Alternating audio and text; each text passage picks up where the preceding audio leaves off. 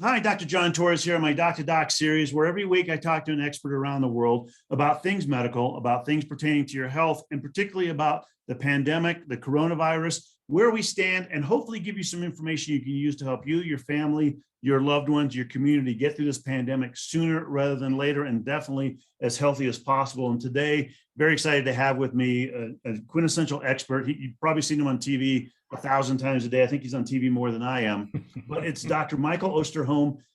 A lot of different hats you wear, but the hat I'm interested in today is you're the director of the Center for Infectious Disease Research and Policy, CIDREP, at the University of Minnesota. Michael, how are you doing? Fine, thanks, John. It's good to be with you again. Thank you. Good to be with you. And full disclosure, I don't know if you're a big football fan, but I lean more towards Green Bay. So I know you're in Minnesota. Well, you know that we won't hold that against you right now, okay? Especially after the last games where you killed them. So let's talk about the Omicron virus. This is the one thing right now that's hitting the news. And we're hearing a lot of different things. We're hearing that, yes, it seems to be more infectious, more contagious, but at the same time, and every expert is warning us the same thing, don't put much credence on this, but it looks like it might be a milder disease. Where do you stand with all this?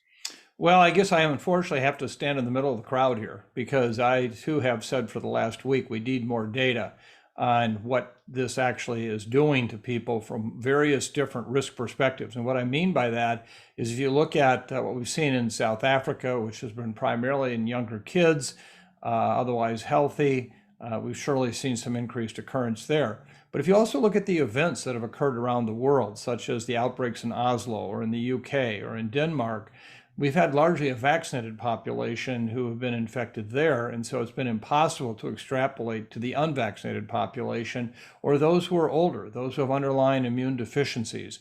And I think it's not until we see the virus in those populations can we really actually say, yep, this is going to be of this severity or not. And that's what we're really working on right now to get that kind of information. And when we hear about South Africa and how it's becoming more dominant in South Africa, or at least more prevalent, here in the US, Dr. Walensky with the CDC said it's far less than 1% of cases here in the US. Do you think it's going to start becoming more dominant here, or is South Africa a fairly unique situation? Well, you know, I have to agree with our colleagues in England who have come to the assessment this could be the dominant variant in the UK by Christmas. The transmission of this virus has been simply remarkable. I can't even keep up with the number of countries it's in right now. I think it's an artifact of surveillance. It's probably in almost every country around the world. Where it is in countries, we're seeing transmission that is remarkable. So to me, this reminds me a lot of 2009 H1N1 influenza, where when we saw that finally emerge out of Mexico in mid to late March and documented here in the United States, in the next 30 days, it was found in 142 different countries and a number of very rapidly growing outbreaks in those countries. I think we're going to see the same thing here.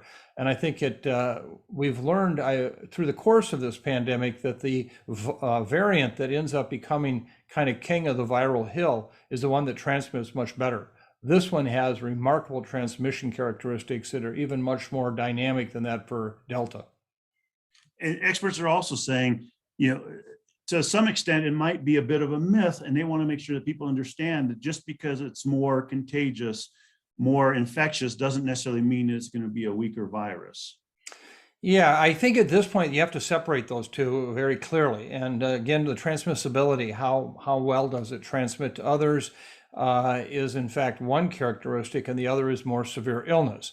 In an ideal setting, which I'm not prepared to go there yet to say this will be what will happen, but wouldn't it be ironic if Mother Nature gives us a gift where we have a much more highly transmissible virus that beats out Delta, which is surely causing us great pain, suffering, and death, and gives us one that is much more likely to cause a milder illness?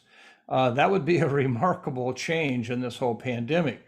On the other hand, we have to also look and say, well, what if the level of severe illness is much lower than Delta, but at the same time, the transmission is that much more dynamic that in the end, we could have a wash where we still see the same number of patients coming for medical care because of the fact that it's just that many more people getting infected relative to the severity of illness.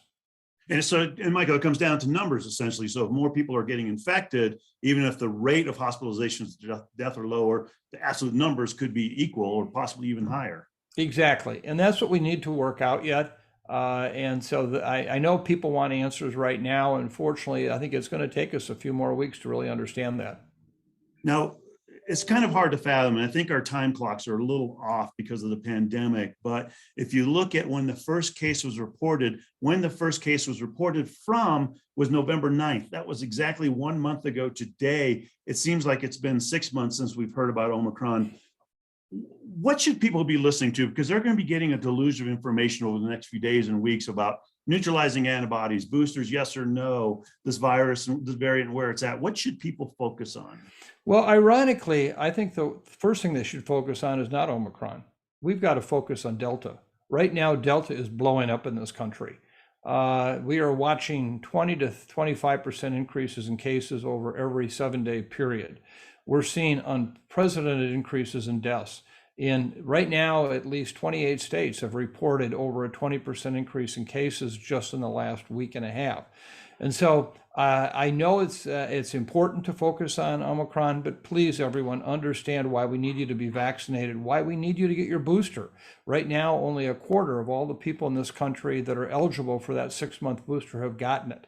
So first and foremost, take care of Delta. And if you take care of Delta, then you are also taking care of the best preparation we can provide for dealing with Omicron. Even if we end up having a virus that is more transmissible and has some immune evasion, ability to escape some of the protection we have, what data we have so far says you still will much more likely to have a milder illness, one that's not severe, one that doesn't require hospitalization. So focus on Delta, and we will then benefit in terms of our subsequent response to Omicron as a result. And Michael, this is anecdotal. This is from my own trips. Recently, I've taken a trip to Latvia and a trip to Spain for work, and I've noticed a difference there. In Latvia and Spain, they both have mask mandates. Everywhere you go indoors, you have to wear masks, and they're absolutely harsh on that. I walked in one place accidentally and had about 3 people yell at me to put a mask on, appropriately so. Difference being Spain's vaccination rates are very high. Latvia's vaccination rates are lower. Latvia had an outbreak. Spain didn't. Did those booster shots or the vaccinations and the masks hand in hand? Is that the important combination to try and keep this as best under control?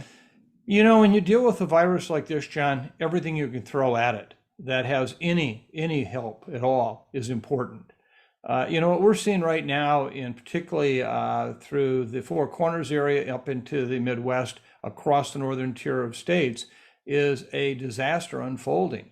Right now, just think about the fact last week, Vermont, the state with the highest level of vaccinations in the country, actually had its highest number of hospitalizations. Today, you're seeing hospitals from Minnesota, Wisconsin, Michigan, across to the northern tier of states, all basically out of beds for these patients. So I think, again, I can't emphasize enough, it's a combination of all those things. And as we're seeing in Spain, we're starting to see cases increase in Spain, the most highly vaccinated country in all of Europe.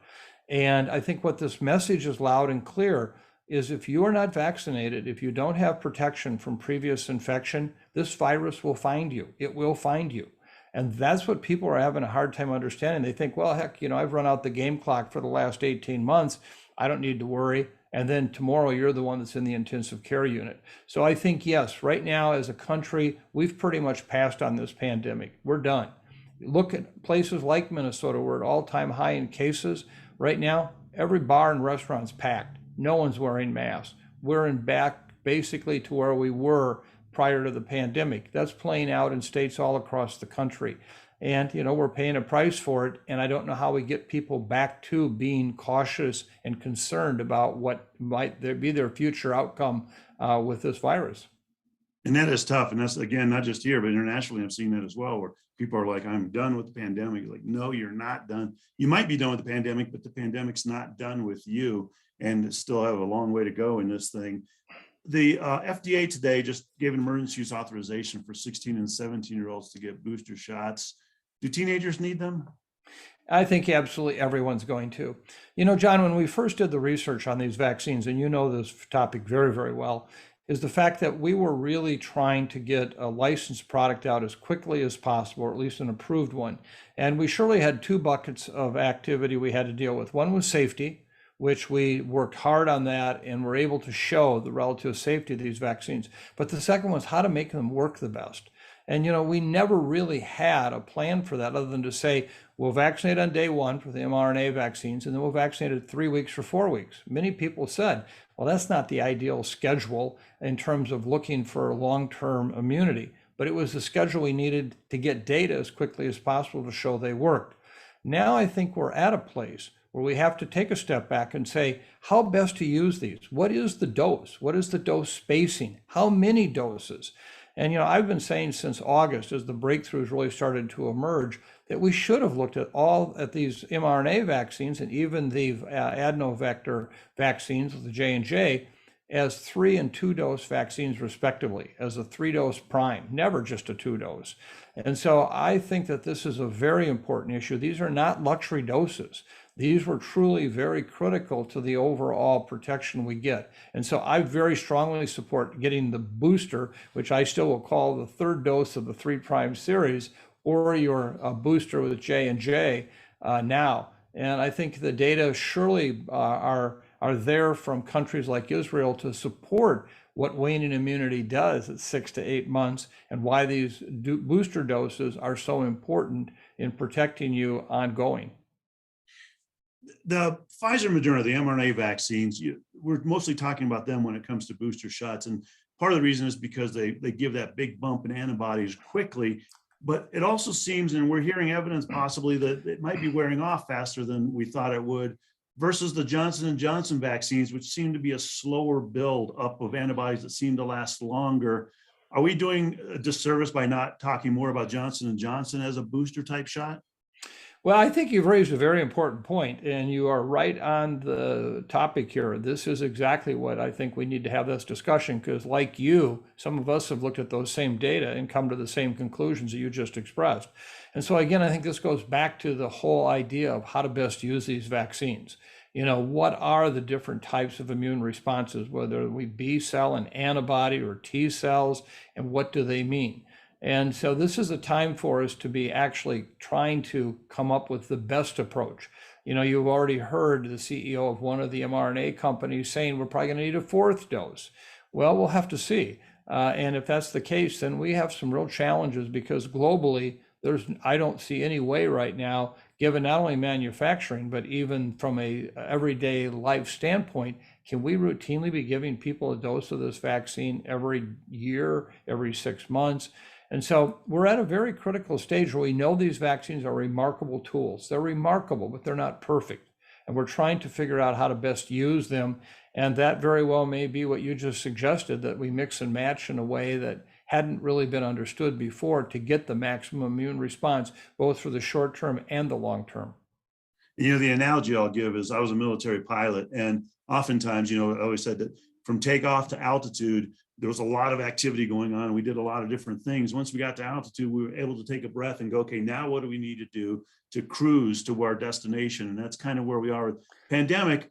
The start of the pandemic, we need those vaccines close together to bump that immunity high, to try and get us through the emergency. And now we're starting to head more towards getting closer to altitude, where this is more of a long-term situation. Does that sound correct? That is a great analogy. I think it's right on the mark, exactly on the mark. And that's where we're at. And we just have to explain that to the public and say, it's not that mistakes have been made or that somehow we told you something that wasn't true. We're a part of what I call evolving science. We're learning. We study it, we learn it, we implement it, we study it, we learn it. And that's exactly what we should be doing with these vaccines, is knowing that they're really remarkable tools, but how can we use them better? And now we're starting to hit that cruise altitude. Let's do exactly what you just said.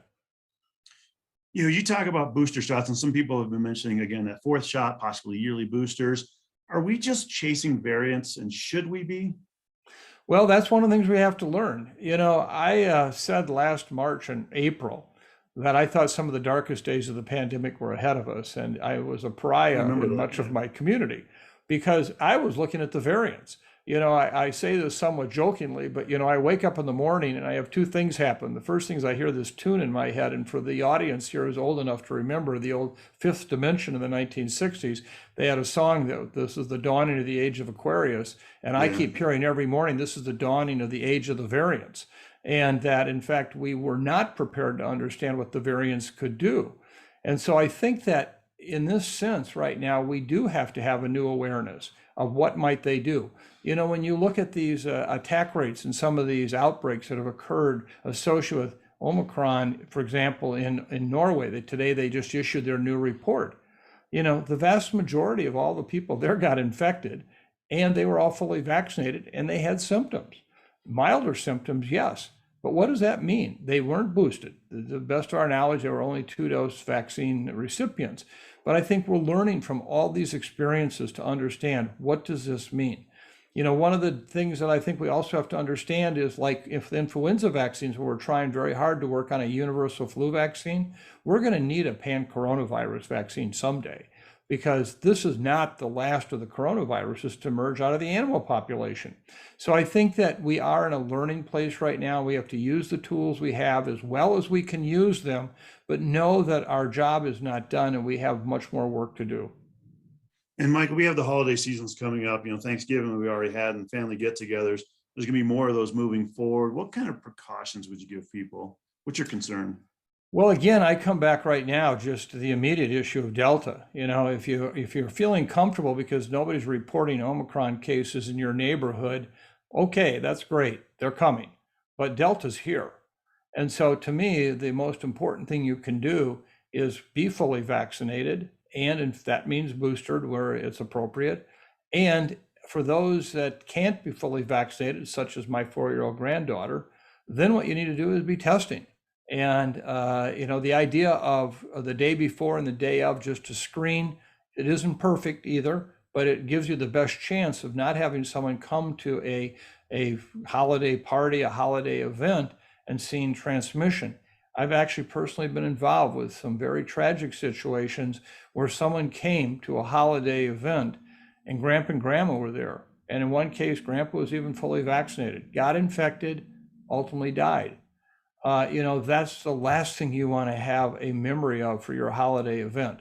So again, please get vaccinated. And at the same time, for those that can't be fully vaccinated, testing can be a very important part of that. And the thing I talk to people about too is, don't be afraid to ask a couple of questions. And one question is, are you vaccinated? Before you come to my party, are you vaccinated? Or will people at the party I'm going to be vaccinated? It's an appropriate time to ask that question. And doesn't mean you don't go to the party, doesn't mean you don't invite them in. It just means you change what you might have to do. Maybe more masks, maybe ventilation, maybe move outdoors, those types of situations. The other thing is, just because other people are not wearing masks doesn't mean that you have to take your mask off. You can keep it on. People will understand. I think this is such an important message, and thank you for saying it, because, you know, people sometimes just need to feel some sense of empowerment, that it's okay to ask those questions. It's okay to do what you just said. And they want somebody to tell them that in such a way that they're not feeling like they're being extreme or they're not caring about their family. What they're doing basically is trying to care about their own health first and that of the other loved ones at those events. So I think your message is really important, and I can't emphasize it enough either, that feel empowered right now. That's what you have to do to protect yourself and other loved ones in these situations. And then a couple of final questions here. One of them, I want you to get your crystal ball out. The last one's going to be kind of, a message for people that can leave them with a sense of, hey, we're making some progress, and this is, we're doing okay. We just need to do, work at it. But first is the crystal ball thing. Yeah. Could we see the state of the pandemic end in 2022? Well, first of all, we have to understand what is going to happen with Omicron.